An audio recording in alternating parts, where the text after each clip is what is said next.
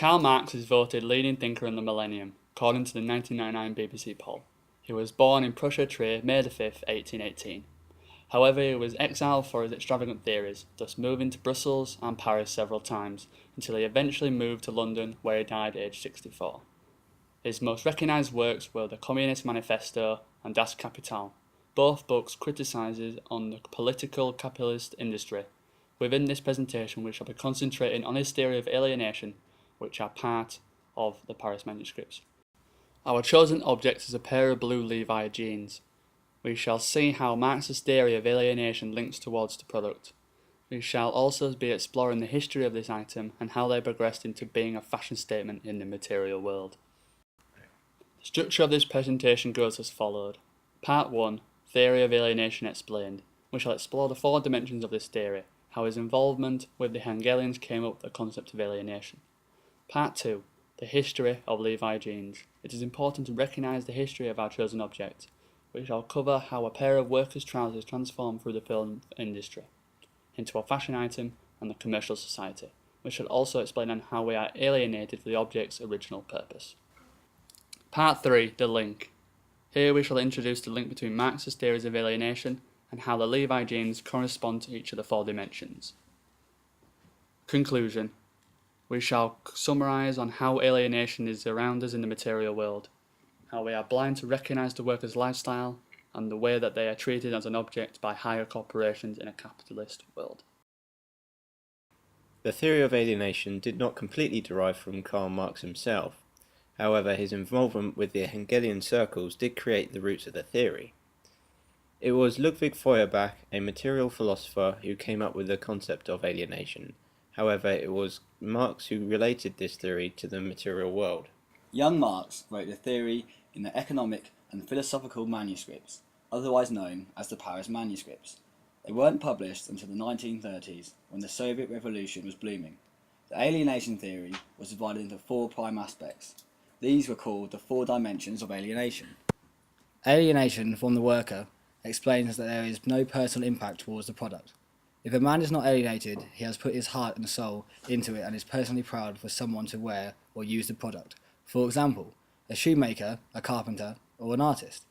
A worker is alienated when he does not impact his personal traits towards it. They're only working on a small part of the product. It is an alien object towards the worker. Labour becomes impersonal. You are alien in the act of production. Labour is also external to the worker. Labour is not voluntary, but forced. The worker is forced into working as a result of the economy, in order to gain some currency for a life. The worker naturally concentrates on the time he has left to work and the hours left of his shift. Because the product does not belong to the worker personally, life begins when work ends. The act also does not belong to you. Somebody else is commanding you to do the job. Alienation from the human race. The worker is separated from being human as a species and the essence of his being. This raises the idea of what separates man from an animal. Marx explains on how humans work in human labour for our needs. There is a plan for the use of the product. For example, the worker has the idea to build a house, and then will work to build the house.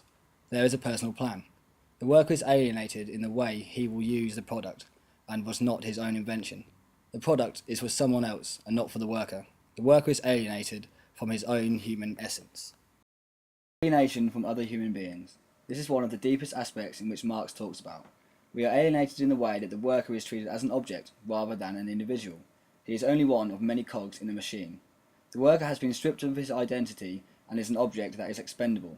For example, if the worker does not want to work, the boss can sack him and can replace him for some other person, hence being expendable. We shall now move on to our chosen object, and we shall try and link this to the theory. Levi Strauss was born in Bottenheim in Bavaria, Germany. At the age of 18, Strauss sailed for the United States to join his brother Jonas in Lewis, who set up a family business in New York City called J. Strauss Brother & Co. By 1850, Levi Strauss became an expert in sail. In 1850, after deposits of gold had been found in California, many families moved. Levi had different plans towards the gold fever. He also moved, but in order to set up business, trading with equipment, clothing, handkerchiefs, blankets, linens, purses, and rain gear. At the time of the gold fever, the prices of goods were extremely high. The story tells that at some point Levi was not able to sell a piece of canvas for 10, so he gave it to craftsmanship, who converted them into 10 pairs of work trousers.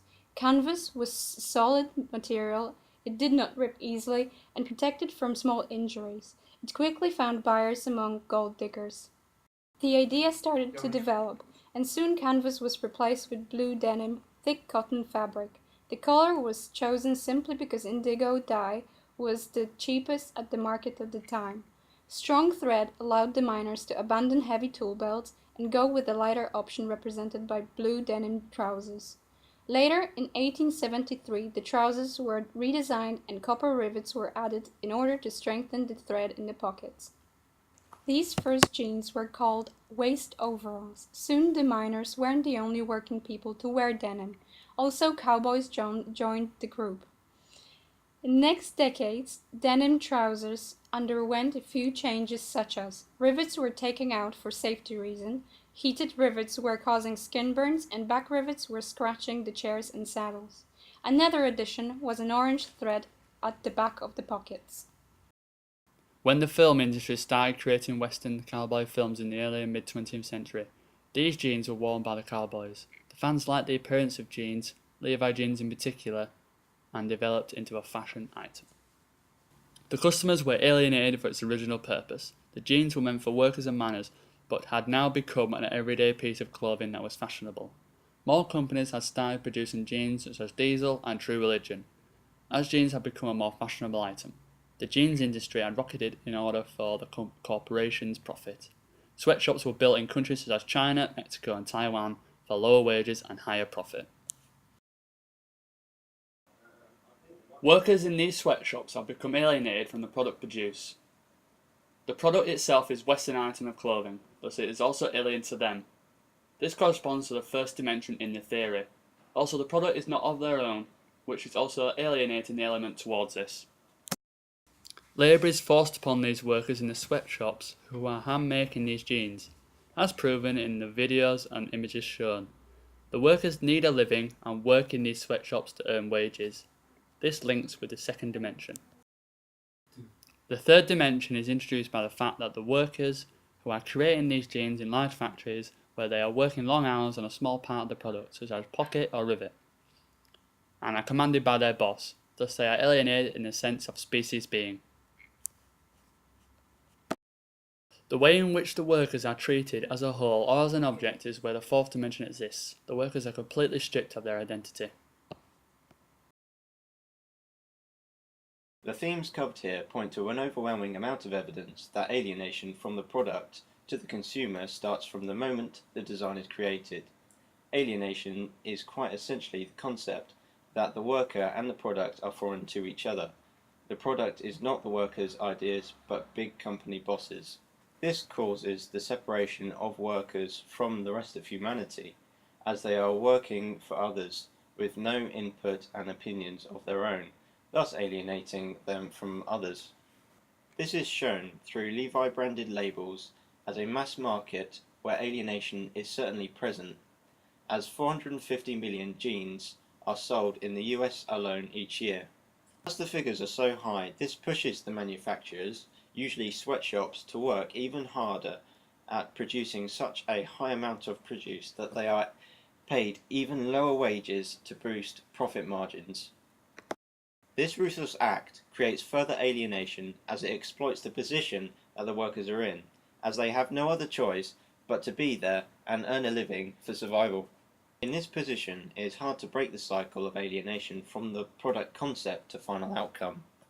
The alienation is also more prominent where one considers that these workers producing the products will most likely not be able to own them and use them as they are paid such low wages. This separates them being in what general society is doing, using, and is aspiring to. Alienation is ever more present in the fact that the worker can be replaced, therefore expendable. Who always want more without thinking about expense or others' exploitation? For example, we don't think about the origin, context in which jeans were made, for thus separating us from the origin function of the clothing. From concept to final product, alienation is certainly present, be it function, form, or production.